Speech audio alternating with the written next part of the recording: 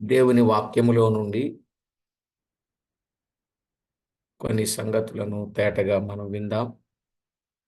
పరిశుద్ధ గ్రంథమైన బైబిల్ నుండి యెహెజ్కేలు గ్రంథం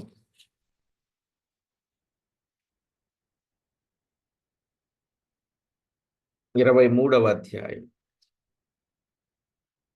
యెహెజ్కేలు గ్రంథం 23వ అధ్యాయం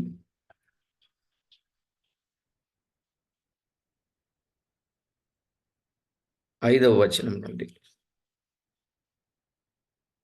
ఒహోలా నాకు పెండ్లి చేయబడినను వ్యభిచారము చేసి తన విటకాండ్ర మీద బహుగా ఆశ పెట్టుకుని ధూమ్ర వర్ణము గల వస్త్రములు ధరించుకుని సైన్యాధిపతులను అధికారులను అందమును గల యవనులను గుర్రములెక్కు రౌతులను అగు అష్షూరు వారిని మోహించెను. అది కాముకురాలి రీతిగా అష్షూరు వారిలో ముఖ్యులకు వారందరి ఎదుట తిరుగుచు వారందరితో వ్యభిచరించుచు వారు పెట్టుకొనిన విగ్రహములన్నింటినీ పూజించుచు అపవిత్రురాలాయను. మరియు ఐగుప్తులో నేర్చుకొనిన జారత్వం ఇది మానకయుండెను. అచ్చటనే దాని యవనమందే పురుషులు దానితో శయనించిరి. దాని చనులను అలింగనము చేసు కాముకులై దానితో విశేషముగా వ్యభిచారము చేసిరి. కావున దాని విటకాండ్రకు నేను దానిని అప్పగించి ఉన్నాను. అది మోహించిన అష్షూరు వారికి దానిని అప్పగించి ఉన్నాను.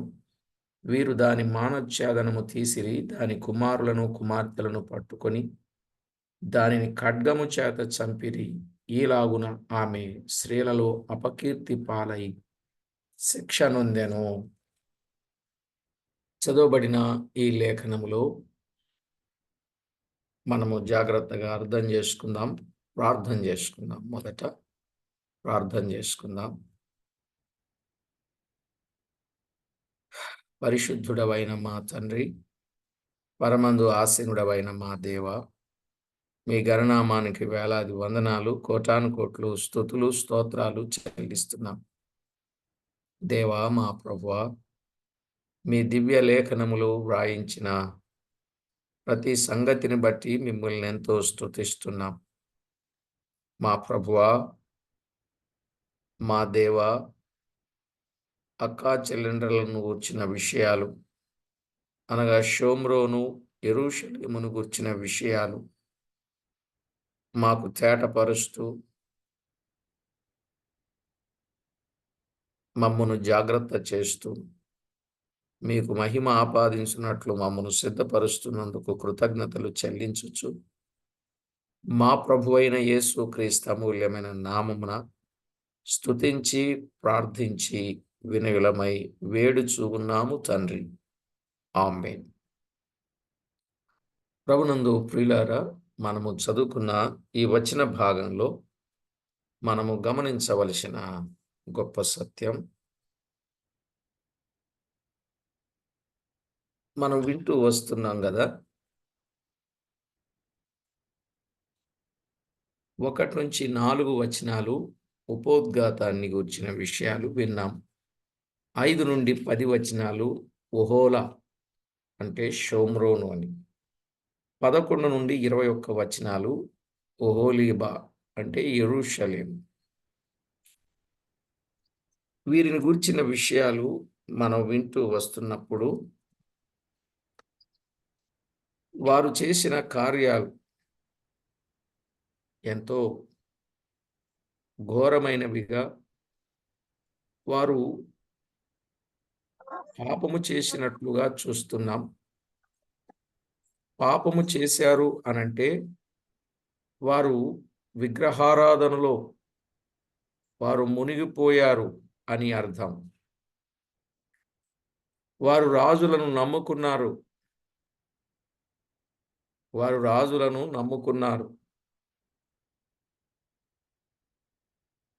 అక్కడున్న ప్రజలను నమ్ముకున్నారు, దేవుణ్ణి ఆశ్రయించలేదు అనే విషయం మనం చూస్తున్నాం.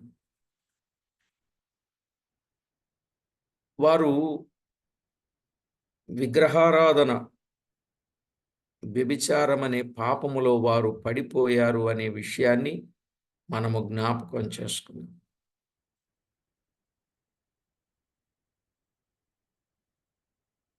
ఈనాడు వ్యభిచార పాపములు అనేక విధాలుగా ఉన్నాయి.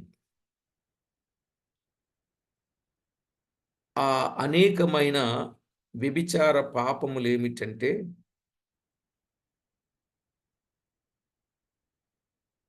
ఒకటి,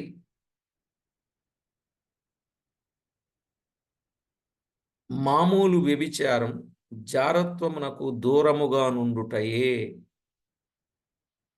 జారత్వమునకు దూరముగా నుండుటయే దేవుని ఇష్టం.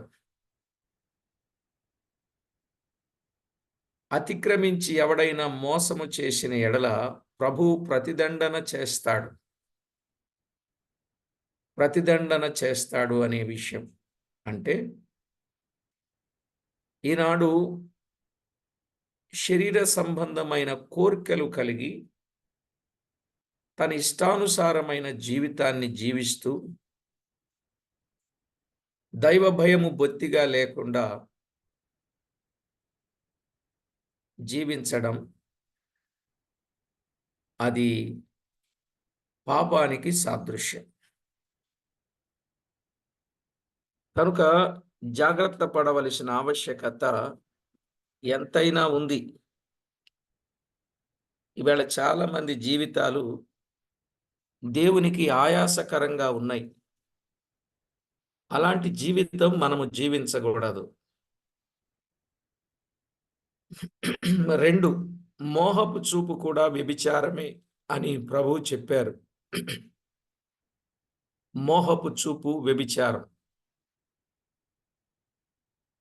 మత్తయి సువార్త 5:27-28. అంటే చెడ్డ కోరిక ఆంతర్యములో కలిగి ఉండుట కూడా పాపమే. చెడ్డ కోరిక ఆంతర్యములో కలిగి ఉండుట కూడా పాపమే. జారత్వమును, కామాతురతను చంపివేయవలెను అని కొలస్సై పత్రిక 3వ అధ్యాయం 5వ వచనంలో చెప్పడం చూస్తాం. కొలస్సై పత్రిక 3వ అధ్యాయం 5వ వచనం. ఇక 3వది, ఈ లోక స్నేహము కూడా వ్యభిచారమే. ఈ లోక స్నేహం కూడా వ్యభిచారమే. యాకోబు పత్రిక 4:4. లోకము యొక్క ఆకర్షణకు లోబడకుండా జీవించాలి. అర్థమైందండి? లోకము యొక్క ఆకర్షణలకు లోబడకుండా జీవించాలి. ఎందుకంటే లోకమును ప్రేమించిన ఎడల తండ్రి ప్రేమ వానిలో ఉండదు. లోకాన్ని ప్రేమిస్తే తండ్రి ప్రేమ వానిలో ఉండదు. లోకములో ఉన్నదంతా ఏంటండి? శరీరాశ, నేత్రాశ, జీవపు డంభం. ఇవి తండ్రి వలన పుట్టినవి కావు. ఇవి తండ్రి వలన పుట్టినవి కావు. అయినా లోకము దాని ఆశ ఏమైపోతుంది? గతించిపోతుంది. దేవుని చిత్తమును జరిగించువాడు నిరంతరము నిలుచును. ఎవరైతే దేవుని చిత్తమును జరిగిస్తారో వారు నిరంతరము నిలుస్తారు. యోహాను రాసిన మొదటి పత్రిక 2వ అధ్యాయం 15-17 వచనాలు. ఇక నాలుగవది, ఏశావు వలె ఒక పూట కూటి కొరకై జ్యేష్ఠత్వమును అమ్ముకొనినట్లు. ఏశావు వలె ఒక పూట కూటి కొరకు జ్యేష్ఠత్వము అమ్ముకొన్నట్లు. అది కూడా బాహ్య సంబంధమైన వాటిని ఆశించి ఆత్మ సంబంధమైన వాటిని నిర్లక్ష్యము చేయుట కూడా వ్యభిచారం. అర్థమైందండి? బాహ్య సంబంధమైన వాటిని నిర్లక్ష్యము చేయుట, ఆత్మ సంబంధమైన వాటిని నిర్లక్ష్యము చేయుట వ్యభిచారం. హెబ్రీ పత్రిక 12వ అధ్యాయం 16, 17 వచనాలు. మనం ఎలా ఉండాలి అని అన్నప్పుడు, పౌలు వలె దృశ్యమైన వాటిని చూడక అదృశ్యమైన వాటిని నిదానించి చూస్తూ ముందుకు సాగాలి. దృశ్యమైనవి అనిత్యములు, అదృశ్యమైనవి నిత్యములు.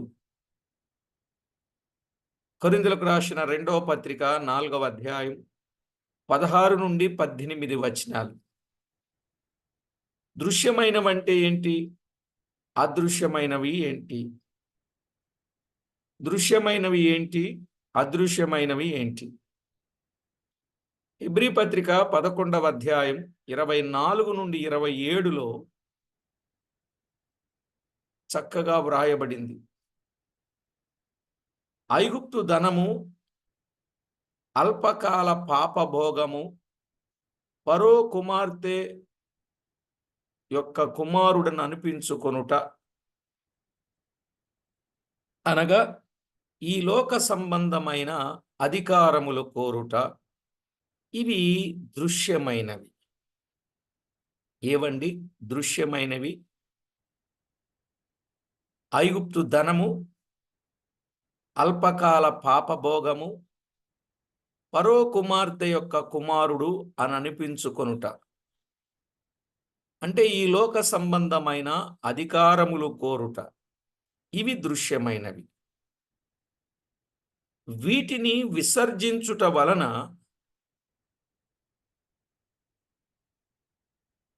ప్రతిఫలముగా కలుగబోవు బహుమానము అదృశ్యమైనది. వీటిని విసర్జించుట వలన ప్రతిఫలముగా కలుగబోవు బహుమానం అది అదృశ్యమైనది. నిజమే, మోషే దృశ్యమైన వాటిని చూడక అదృశ్యమైన వాటి మీద విశ్వాసం ఉంచాడు. అంటే దృశ్యమైన వాటిని విసర్జించి అదృశ్యమైన వాటి మీద విశ్వాసం కలిగి ఉన్నాడు. కనుక దేవుడు మోషేను పిలిచి ఇశ్రాయేలీయుల మీద నాయకుడుగా ఉంచి నడిపించాడు.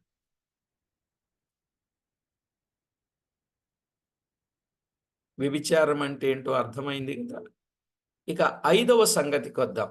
వ్యభిచారం అంటే ఏంటో 4 విషయాలు అర్థమైనాయండి.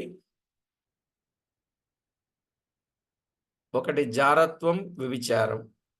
2 మోహపు చూపు, వ్యభిచారం. 3వది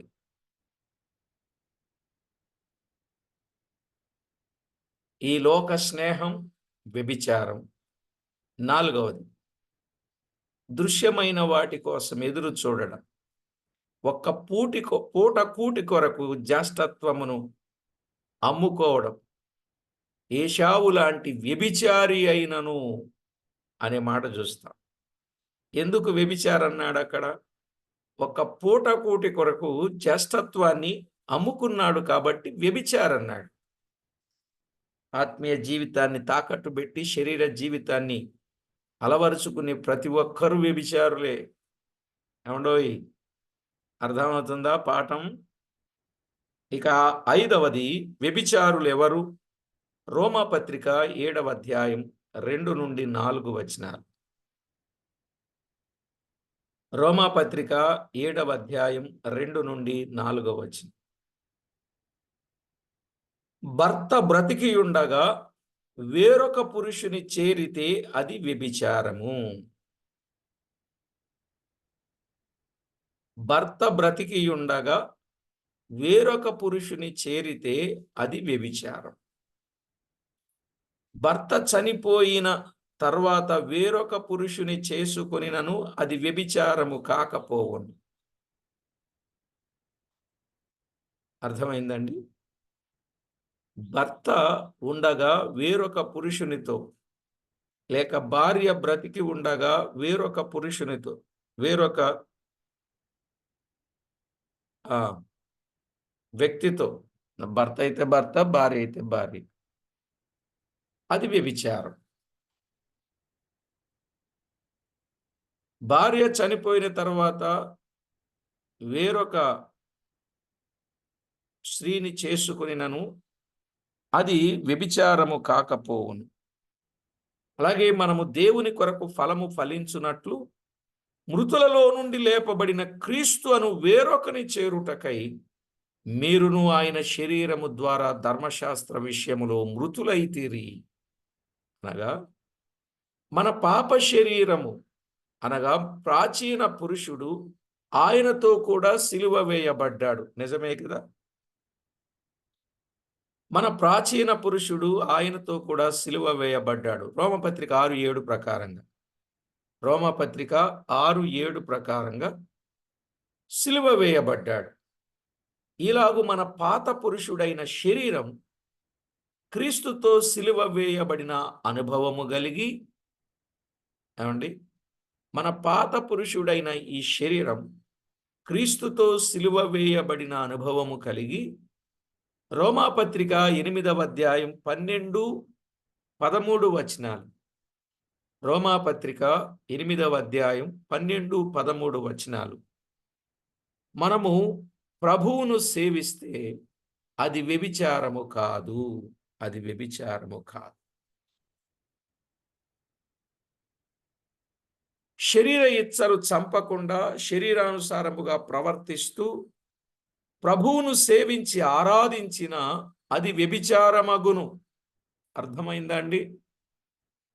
శరీర ఇచ్చలు చంపకుండా శరీరానుసారంగా ప్రవర్తిస్తూ ప్రభువును సేవించి ఆరాధించిన అది వ్యభిచారం.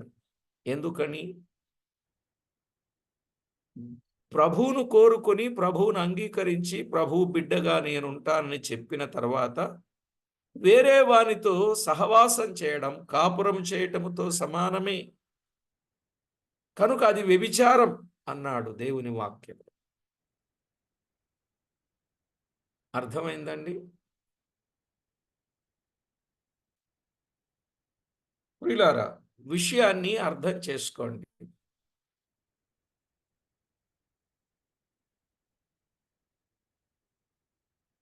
ఇంకా వ్యభిచారం అంటే ఏంటో చెప్పాడు. ఇద్దరికి వివాహమైంది, వారు డైవర్స్ తీసుకున్నారు. డైవర్స్ కూడా వ్యభిచార కారణమును బట్టి విడాకులు ఇవ్వచ్చు. విడాకులు ఇచ్చిన తరువాత ఆ భర్త బ్రతికి ఉండగా వేరే అతన్ని పెళ్లి చేసుకోకూడదు. భార్య బ్రతికి ఉండగా వేరొక ఆమెను పెళ్లి చేసుకోకూడదు. అవునా కాదా? అంటే విడాకులైనా కూడా పెళ్లి చేయకూడదు, చేసుకోకూడదు. ఇంకంతే, ఆ జీవితాన్ని అలాగా ఉంచుకోవాలి.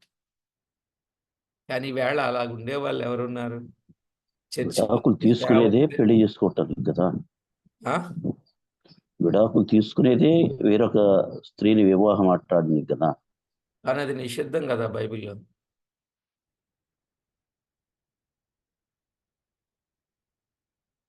బైబిల్లో అది నిషిద్ధం. ఎప్పుడు పెళ్లి చేసుకోవచ్చు అంటే అవతల వ్యక్తి చనిపోయిన తర్వాత. విడాకులు తీసుకున్నా కూడా అవతల వ్యక్తి చనిపోతే అప్పుడు పెళ్లి చేసుకోవచ్చు. బ్రతికి ఉన్నంత కాలం పెళ్లి చేసుకోకూడదు. విడాకులు తీసుకునేదే పెళ్లి చేసుకోవడానికి అంటే ఇలాగైతే ఏదో ఒక నెపముతో చాలా మందిని విడదీసేస్తారు. కొద్ది కాలం కాపురం చేయడం, ఏదో ఒక సిచ్చు పెట్టుకోవడం, ఆ తర్వాత నువ్వు నాకు నచ్చలేదు అన్నట్టు అది లోపల పెట్టుకోవడం, ఆ తర్వాత చేసేయడం. కానీ అది దేవుని పిల్లలకి తగదు. విడాకులైనా కూడా పెళ్లి చేసుకోకుండా ఉండిపోవాలి. భర్త బ్రతికుంటే, భార్య బ్రతికుంటే. చనిపోయిన తర్వాత చేసుకోవచ్చు.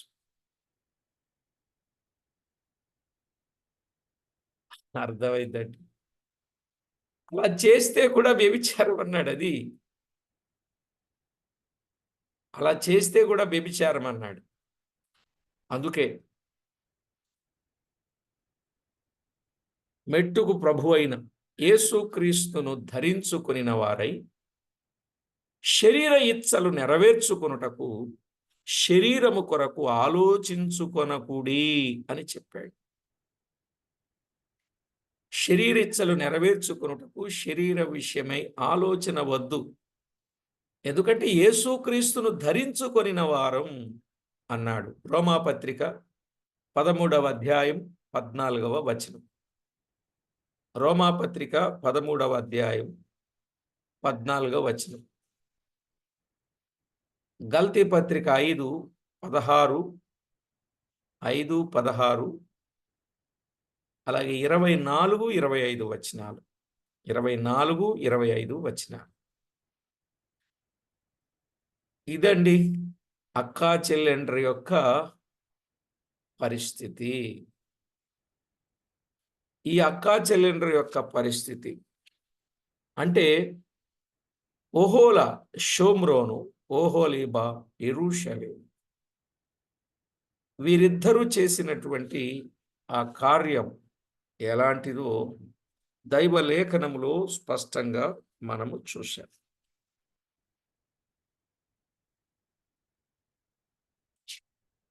వారి చర్యలు అన్నమాట, వారి క్రియలు. 5-10 వచనాల్లో ఓహోలా, 11-21 వచనం ఓహోలీబా. ఇక 25-35 వచనాలు, 22-35 వచనాలు షోమ్రోను కంటే యెరూషలేము శిక్ష మిన్నయైనది అన్నాడు. ఇప్పుడు ఆ వచనాలన్నీ మనం చదువుకోవద్దులేండి, ముందుకు వెళ్ళిపోదాం. జాగ్రత్తగా మీరు గమనిస్తే షోమ్రోను కంటే యెరూషలేము శిక్ష మిన్నయైనది. బాబేలు వారిని అంటే కల్దీలను, అషూరీలను నీ మీదికి రప్పించుచున్నాను అన్నాడు. నిన్ను శిక్షించునట్లు నేను వారిని నీ మీదికి రప్పిస్తున్నా, నేను నిన్ను వారికి అప్పగించుదును అన్నాడు. 22-24 కావున ఓహోలీబా, ప్రభువైన యెహోవా సెలవిచ్చినదేమనగా, నీ మనస్సునకు ఎడమైపోయిన నీ విటకాండ్రను రేపి నలుదిక్కులు వారిని నీ మీదికి రప్పించెదను. గుర్రములనెక్కు బబులోను వారిని, కల్దీలను, అధిపతులను, ప్రధానాధికారులనందరినీ, అష్షూరీలను, సౌందర్యము గల శ్రేష్ఠులను, అధిపతులను, అధికారులను, శూరులను, మంత్రులను అందరినీ నీ మీదికి నేను రప్పించుచున్నాను. ఆయుధములు పట్టుకొని చక్రములు గల రథములతోను గొప్ప సైన్యముతోను వారు నీ మీదికి వచ్చి కేడెములను డాళ్లను పట్టుకొని చిరస్నానము ధరించుకొని వారు నీ మీదికి వచ్చి నిన్ను చుట్టుకొందురు. వారు తమ మర్యాద చొప్పున నిన్ను శిక్షించున్నట్లు నేను నిన్ను గూర్చిన తీర్పు వారికి అప్పగించును. చూశారా? దేవుడే అప్పగించినట్లు బాబేలు అనబడిన కల్దీలకును, అష్షూరీలకును ఇశ్రాయేలీలను అప్పగిస్తున్నాడు. వారు వచ్చి ఏం చేస్తారు? 25వ వచనం. ఆయుధములు పట్టుకొని చక్రములు గల రథములతోనూ గొప్ప సైన్యముతోనూ వారు నీ మీదికి వచ్చుచున్నారు. వచ్చేం చేస్తారు? 25వ వచనం. ఉగ్రతతో వారు నిన్ను శిక్షించున్నట్లు నా రోషము నీకు చూపుదును. నీ చెవులను నీ ముక్కును వారు తెగగోయుదురు. నీలో శేషించిన వారు ఖడ్గము చేత కూలుదురు. నీ కుమారులను కుమార్తెలను వారు పట్టుకొందురు. నీలో శేషించిన వారు అగ్ని చేత దహించబడుదురు అన్నాడు. వారు నీ కుమారులను కుమార్తెలను, నీలో శేషించిన వారిని అగ్ని చేత దహిస్తాడు. నీ బట్టలు లాగివేసి నీ సొగసైన నగలను అపహరిస్తారు. 26వ వచనం. బట్టలను లాగివేసి నగలను అపహరిస్తారు. 26వ వచనం. 16వ అధ్యాయం 39వ వచనం కూడా అలాంటిదే. 16:39. అలాగే యెషయా గ్రంథం 3వ అధ్యాయం 18 నుండి 23 వచనాలు. యెషయా గ్రంథం 3వ అధ్యాయం 18 నుండి 23 వచనం. ఇది అవమానకరమైన పరిస్థితి. ఇది అవమానకరమైన పరిస్థితి. ఇలాంటి శిక్ష విధించుటలో ఉద్దేశం ఏంటంటే, నీవు చేసిన వ్యభిచారమును దుష్కార్యమును నీలో నుండకుండా ఇలాగు మాన్పించదను అన్నాడు. 27వ వచనం కదా. ఐగుప్తును నీవిక కోరకయు అచ్చట నీవు చేసిన వ్యభిచారమిక మనసునకు తెచ్చుకొనకయు నుండునట్లు ఐగుప్తు దేశమందుండి నీవు చేసిన వ్యభిచారమును దుష్కార్యమును నీలో నుండకుండా ఇలాగున మాన్పించదను అన్నాడు. అర్థమైందండి? శిక్ష ఎలాగుంటుందో చెప్పాడు, ఎందుకు శిక్షిస్తున్నాడో కూడా చెప్పాడు. వ్యభిచారమును దుష్కార్యమును నీలో నుండకుండా ఇలాగున మాన్పించదను అన్నాడు. 27. అలాగే 16వ అధ్యాయం 41వ వచనం. 16:41. నీవు అన్యులతో చేసిన వ్యభిచారమును బట్టి వారి విగ్రహములను పూజించుటను బట్టి ఇవి నీకు సంభవించును అన్నాడు. నువ్వు చేసిన పాపమే నిన్ను పట్టుకుంటుంది అని చెప్పాడు. నీ అక్క ప్రవర్తించినట్లు నీవు ప్రవర్తించితివి కావున అది పానము చేసిన పాత్ర నీకిచ్చెదను. అక్క చేసినట్టే చెల్లెలు కూడా చేసింది. చెల్లెలు ఇంకా ఎక్కువగా చేసిందంట. 16వ అధ్యాయం 30 నుండి 32 వచనాలు. 16వ అధ్యాయం 30 నుండి 32 వచనాలు. 16వ అధ్యాయం 40 నుండి 51 వచనం. 16, 40 నుండి 51. రాజుల 2వ గ్రంథం 21:13. రాజుల 2వ గ్రంథం 21:13. ఇర్మియా గ్రంథం 25:15. ఇర్మియా గ్రంథం 25:15. యెషయా గ్రంథం 51:17. యెషయా గ్రంథం 51:17. నీవు నన్ను మరచి వెనుకకు త్రోసివేస్తివి గనుక నీ దుష్కార్యములకును నీ వ్యభిచారములకును రావలసిన శిక్ష నీవు భరించుదువు అన్నాడు. 35. ఒకసారి చదువుదామా? 35. ప్రభువైన యెహోవా ఈ మాట సెలవిచ్చుచున్నాడు. నీవు నన్ను మరచి వెనుకకు త్రోసివేసితివి గనుక నీ దుష్కార్యములకును వ్యభిచారమునకును రావలసిన శిక్షను నీవు భరించదవు. ఏమండి, అర్థమవుతుందా? చేసిన పాపాన్ని బట్టి శిక్ష. కనుక ఈ లోక స్నేహం అనేది వ్యభిచారం అన్నాడు. కనుక ఈ లోకముతో ఎవడు స్నేహము చేస్తాడు వాడు దేవునికి శత్రువు అన్నాడు యాకోబు పత్రిక 4:4. ఈ లోకముతో స్నేహము చేయువాడు దేవునికి శత్రువు. దేవునికి శత్రువు అయినప్పుడు ఆటోమేటిక్గా శత్రువును శిక్షించరా? క్షమించినంత కాలం క్షమించాడు.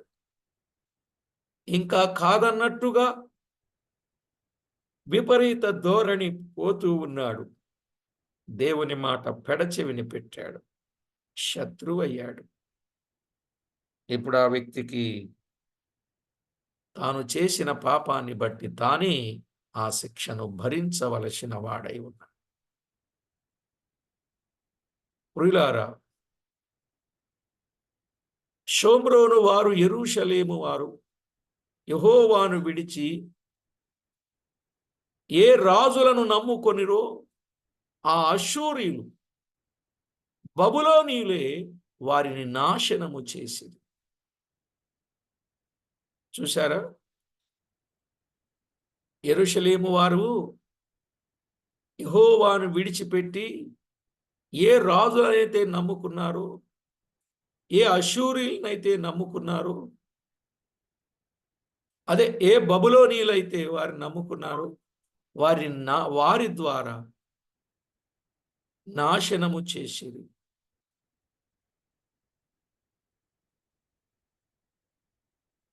చూడండి, ఒక వ్యభిచారి ఉన్నాడు అనుకుందాం, శరీర సంబంధం. ఆ వ్యభిచారం అంటే సంతోషంగా ఆనందంగా చేస్తున్నాడు అనుకుందాం.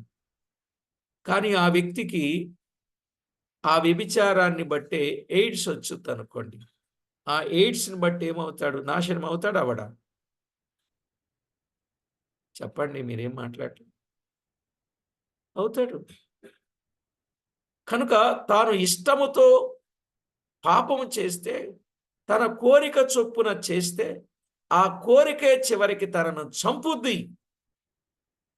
చంపుద్దండి.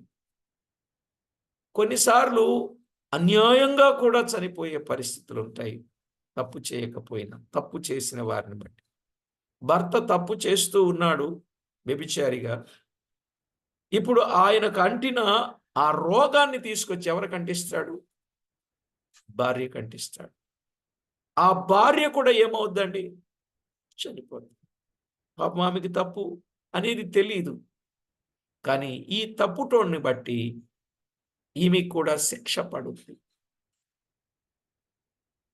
ఇలాగున ఎన్ని కుటుంబాలండి, మనకు తెలిసిన వాళ్ళు కూడా ఎన్ని కుటుంబాలు, ఎంతమంది కనపడుతున్నారు సమాజం. పిల్లలు దిక్కులేని వాళ్ళు అయిపోయిన పరిస్థితులు ఉన్నాయండి, తల్లిదండ్రులు చనిపోయి. ప్రియులారా, ఇవన్నీ చెప్పుకుంటా ఉంటే ఎవరు చేసిన పాపాన్ని బట్టి వారి మీదకి శిక్ష తప్పదు అని మనకు అర్థమవుతుంది. అవునా కాదు? ఎవరైనా సరే, ఎంత గొప్పటోడైనా సరే, ఎంత ధనవంతుడైనా, ఎంత ఉన్నతమైన వాడైనా, తాను చేసిన పాపాన్ని బట్టి తాను తప్పనిసరిగా శిక్షించబడతాడు. మన విషయం కూడా చెప్తున్నా. మనము ప్రభువును విడిచి దేనిని నమ్ముకుంటామో అదే మనలను నాశనము చేస్తుంది. శరీరానుసారముగా ప్రవర్తించిన ఎడల మీరు చావవలసిన వారై ఉందురు అని చెప్పలే? శరీరానుసారముగా ప్రవర్తించిన వారు మీరు చావవలసిన వారై ఉందురు, ఆత్మచేత శరీర క్రియలను చంపిన ఎడల జీవిస్తారు అన్నాడు రోమాపత్రిక 8:13. శరీరానుసారంగా ప్రవర్తించడానికి శరీరానికి మనం రుణస్థులంగా, శరీరానుసారంగా చావవలసిన వారు, ఆత్మచేత శరీర క్రియలను చంపవలసిన వారు అని చెప్పాడు. అందుకే శరీర కార్యాలకు చోటియ్యకుడి, అపవాదికి చోటియ్యకుడి అని చెప్పాడు ఎఫెసీ పత్రిక 4:27. చోటియ్యొద్దు, చేటు జరుగుద్ది. జాగ్రత్త పడి ఉండాలి. ఈ అపవాది గర్జించు సింహం వలె తిరుగుతూ యుక్తిగల సర్పం వలె, ఏమండి,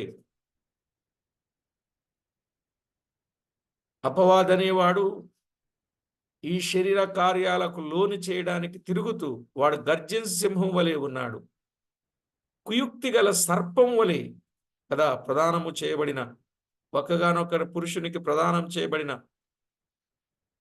స్త్రీని లేక కన్యను సరళత నుండి చెడపడానికి కుయుక్తి కలిగిన వాడుగా, వెలుగుదూత వలె శోధించటానికి ఎవరిని మృంగుదునని తిరుగుతూ ఉన్నాడు.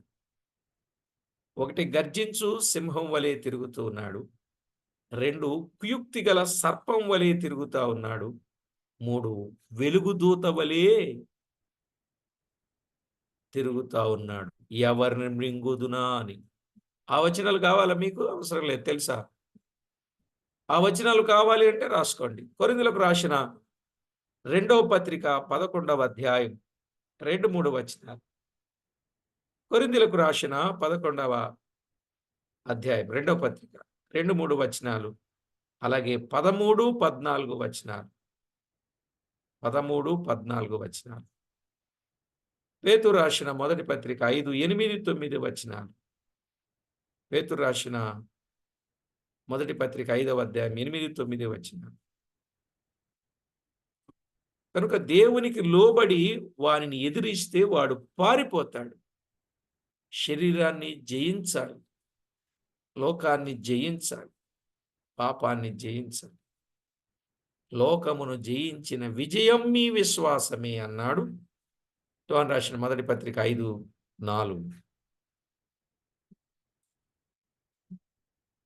యాకోబు 4, 7 చాలా స్పష్టంగా చెప్పాడు, ఎదిరించండి వాడు పారిపోతాడు అన్నాడు. కనుక 22 నుండి 35 వచనాలు, షోమ్రోను కంటే యెరూషలేము శిక్ష మిన్నయైనది. ఇక 36 నుండి 49 వచనాలు, 36 నుండి 49 వచనాలు మీరు తర్వాత చదువుకోండి. షోమ్రోను, యెరూషలేము గూర్చి కలిపి చెప్పుట. షోమ్రోనును గూర్చి, యెరూషలేమును గూర్చి కలిపి చెప్పుట.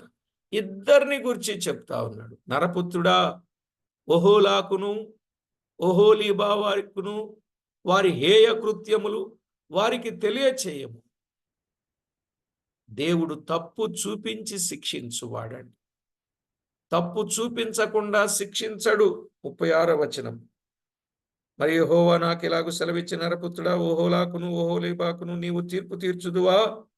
అట్లయితే వారి హేయ కృత్యములను వారికి తెలియజేయము అన్నాడు.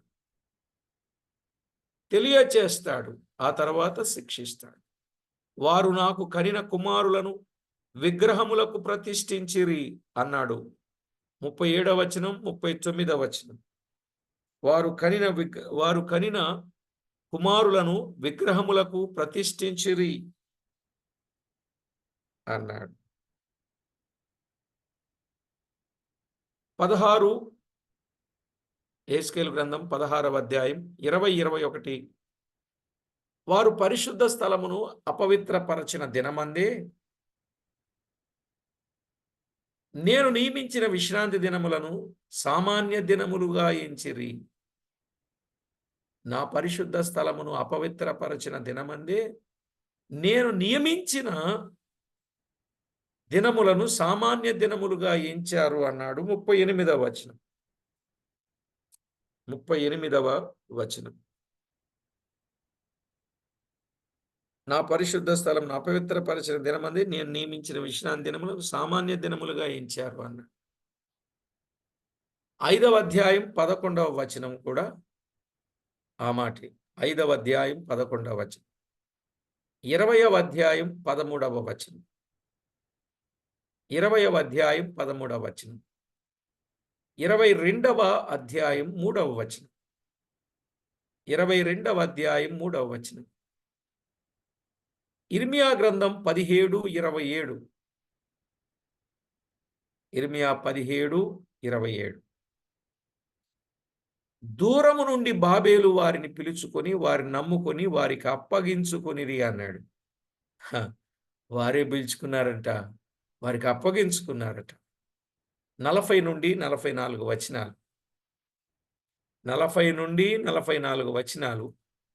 వారే పిలుచుకొని వారికి అప్పగించుకున్నారు అంటే పాపానికి వారు విధేయులైపోయారు అని అర్థం. వారు వెళ్ళొద్దన్నట్టుగా వినినా వెళ్ళాలి అని అనుకున్నారు, చూడొద్దు అని చెప్పినా చూడాలనుకున్నారు. వెళ్ళొద్దనుకున్న చోటకి వెళ్ళడం, చూడొద్దన్న వాటిని చూడడం. జరిగేది ఏంటండి? చివరికి పాపంలో పడడమే కదా. యెహెజ్కేలు గ్రంథం 16వ అధ్యాయం 11, 12 వచనాలు. అలాగే యెషయా గ్రంథం 3వ అధ్యాయం 18 నుండి 23 వచనాలు. ఈలాగున వారు వ్యభిచారులై నరహత్య చేయుచున్నందున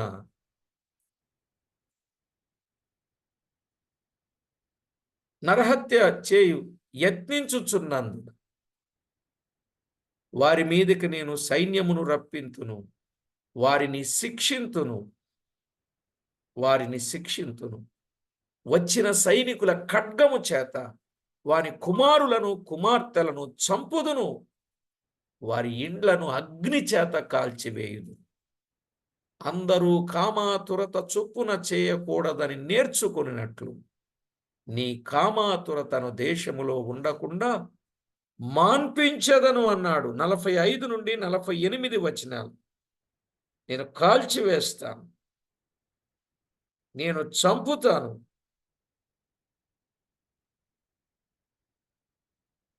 దేశములో పాపమనేది ఉండకుండా మాన్పిస్తాను అన్నాడు. 45 నుండి 48 వచనాలు, అలాగే 27వ వచనం కూడా మనం విన్నాం. అలాగే 16వ అధ్యాయం 41వ వచనం. నేనే యెహోవానని మీరు తెలుసుకొనున్నట్లు ఈ శిక్ష విధింపబడును. నేనే యెహోవానని మీరు తెలుసుకొనున్నట్లు. 49వ వచనం. నేనే యెహోవానని మీరు తెలుసుకొనున్నట్లు మీ కామాతురతకు శిక్ష విధింపబడును. విగ్రహములను పూజించిన పాపమును మీరు భరించుదురు అన్నాడు. మీరు భరించాలి. 35వ వచనం అదే కదా, భరించాలి అన్నాడు. ఇక 6వ అధ్యాయం 6-7 వచనాలు కూడా. కనుక ఎవరు చేసిన పాపాన్ని బట్టి వారు పాపాన్ని భరించాలి. ఈవేళ లోకంలో పడుతున్నారు క్రైస్తవులు. లోకాన్ని తెచ్చుకుంటున్నారండి క్రైస్తవులు. చాలా ఘోరం. రకరకాల వేషాలు వేస్తున్నారు. పాప సంబంధమైన వాటి వైపు మొగ్గు చూపుతున్నారు. ప్రభు ఎంత బాధపడుతున్నాడు, ఎంతో వేదన పడుతూ ఉన్నాడు. ఎంతసేపు సహిస్తాడు? ఎన్ని రోజులు సహిస్తాడు? ఎంతకాలం సహిస్తాడు? చేస్తున్న పాపానికి శిక్ష విధించడా? పడుతుంది ఏదో ఒక దిన. ఉగ్రత ఉప్పెనలా వస్తుంది. అప్పుడు ఇక ఎవ్వరు తప్పించుకోలేరు అని చాలా తేటగా వివరంగా చెప్పాడు. కనుక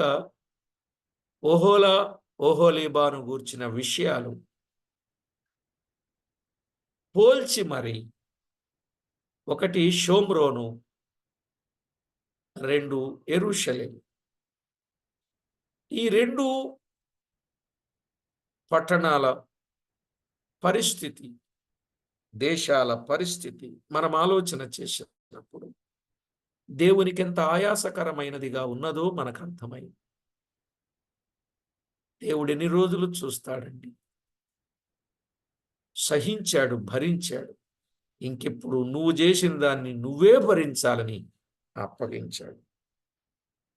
శిక్ష విధింపబడద్దు, పాపమును మీరు భరించుదురు అన్నాడు ఆఖరి వచనం. అంతే. ఎవరు చేసిన పాపానికి వారే శిక్ష తప్పదు. అవండి, తప్పేదా శిక్ష తప్పనిదా?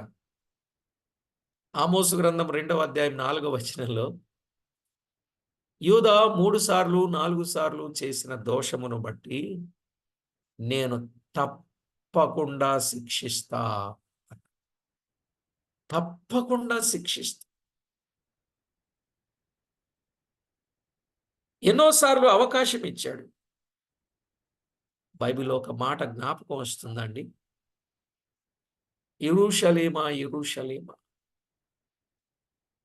నేను ఎన్నోసార్లు నిన్ను చేర్చుకొనాలని నేను అనుకున్నాను. కోడి తన పిల్లలను రెక్కల క్రిందకి ఎలాగూ చేర్చుకున్నావు, అలాగును నిన్ను నువ్వు చేర్చుకోవాలని నేను అనుకుంటిని గాని నీవు రానొల్లకుంటివి అన్నాడు. అన్నాడా లేదా చెప్పండి? నేను ఎన్నోసార్లు నా రెక్కల క్రిందకి నిన్ను చేర్చుకోవాలనుకున్నాను. యెరూషలేమా, యెరూషలేమా, నువ్వు రానొల్లకుంటివి, నేనేం చేయని చెప్పు. ఎంత బాధపడ్డాడు, ఎంత వేదన పడ్డాడు. అయ్యో, యెరూషలేము అంటే నా ప్రజలు, నా ప్రజలు, నేను ఎన్నిసార్లో పిలుస్తున్నా, పాపాన్ని విడిచిపెట్టి రండి అని పిలుస్తుంటే నువ్వు రానొల్లట్లేదే. అలాగైతే పైన గ్రద్ద కాచుకొని ఉంది కదా, వాడొస్తాడు, ఎత్తుకొని పోతాడు. నిజమే, కోడి పిల్లల సంగతి మనం చూసినప్పుడు,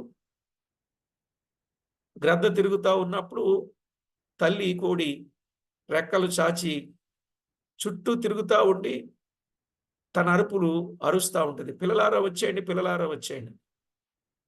రెక్కలు చాపున్నప్పుడు గబగబా పిల్లలు ఎక్కడెక్కడెక్కడ చూసి తల్లి అలా చుట్టూ చుట్టూ తిరగటం చూసి ఏదో ప్రమాదం పొంచి ఉందన్నట్టుగా అన్ని పిల్లలు వచ్చేస్తాయి.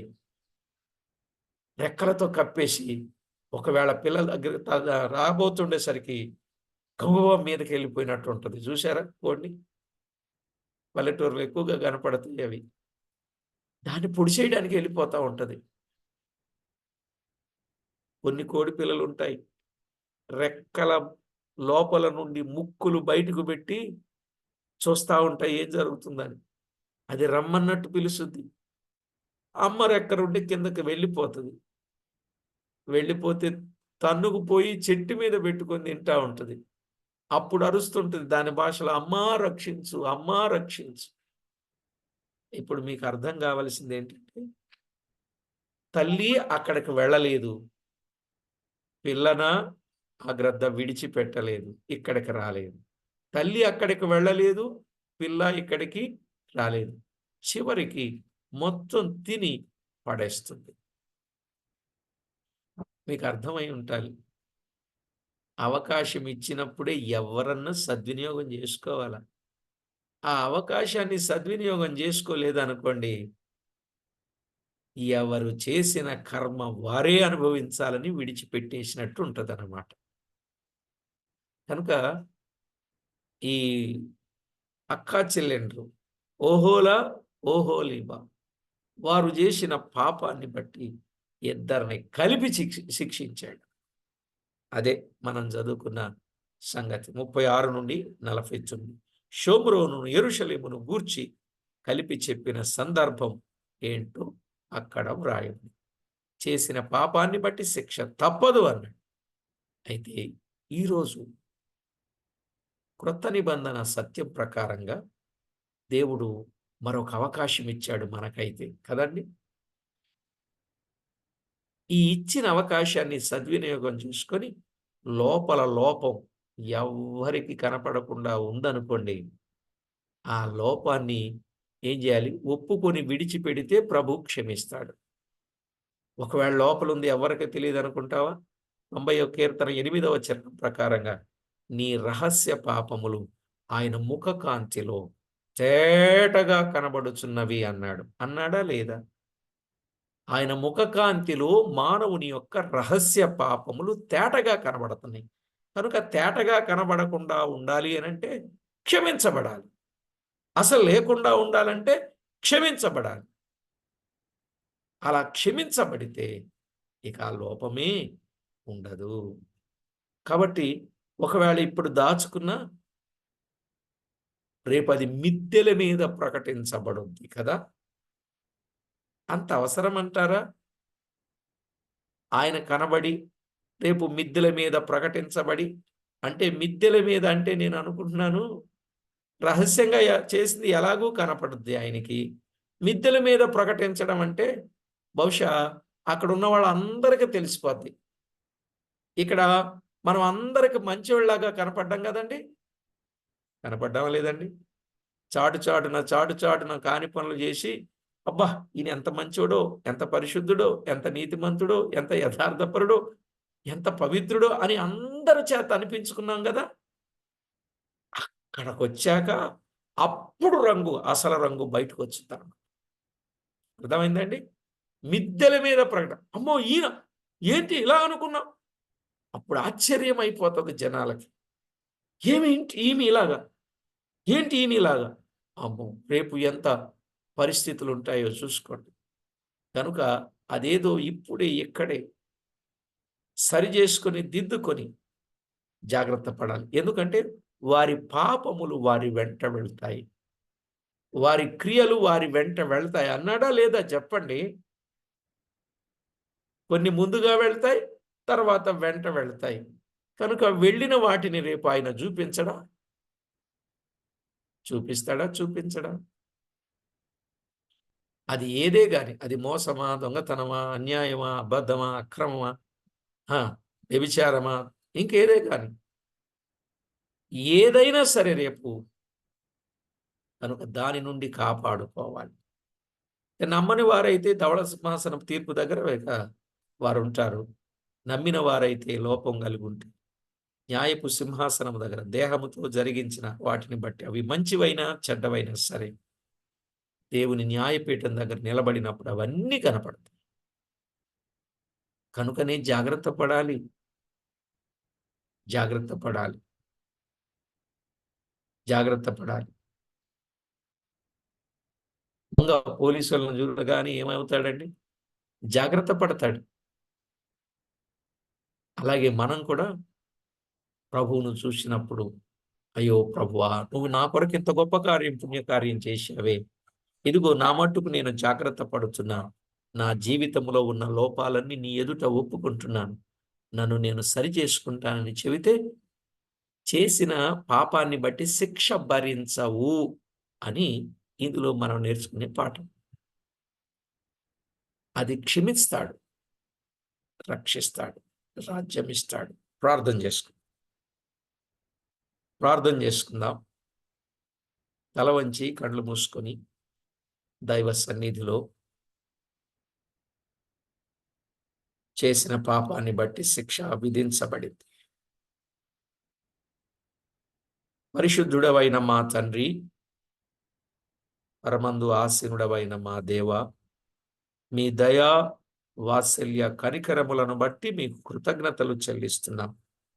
మేము చేసిన పాపములను బట్టి మమ్మను క్షమించక, మా అపరాధములను బట్టి మమ్మను శిక్షించక, మీ కృపా కనికరములను బట్టి క్షమాపణ కలుగచేసి, పాపానికి ప్రాయశ్చిత్తము కలుగచేసి, మీ పిల్లలుగా ఉండునట్లు మా పాపాన్ని మేమెప్పుడైతే ఒప్పుకున్నామో, మా దోషాన్ని మేమెప్పుడైతే విడిచిపెట్టామో, ఆనాడే మా బ్రతుకులను సంపూర్ణంగా మార్చి, మలచి, మీకు అనుకూలంగా తీర్చిదిద్దిన విధానం కొరకు స్తోత్రం. ఇంకా ఎవరైనా మార్పు లేకపోతే మరొక అవకాశం మీరిచ్చారు. అది సద్వినియోగం చేసుకోగలుగునట్లు సహాయము చేయమని కోరుచు, చేరివచ్చిన ప్రతి ఒక్కరిని పేరు పేరున జ్ఞాపకం చేసుకుని అందరూ కూడా మేలుకరమైన స్థితి కలిగిన వారు, మనోహరమైన స్థలములో నివసించేవారు, శాపాన్ని కాదు కాని ఆశీర్వాదాన్ని పొందుకునేవారుగా సిద్ధం చేయమని కోరుచు, మా ప్రభు అయిన యేసు క్రీస్తు మూల్యమైన నామమున స్తోత్రము చెల్లించి, స్తుతించి, ప్రార్థించి, మిక్కిలి వినయముగా బ్రతికిలాడి వేడుచున్నాము తండ్రి. ఆమేన్. ప్రభునందు ప్రియులారా, ఈ 23వ అధ్యాయము బాగా అర్థమైందని నేను నమ్ముచూ ఉన్నాను.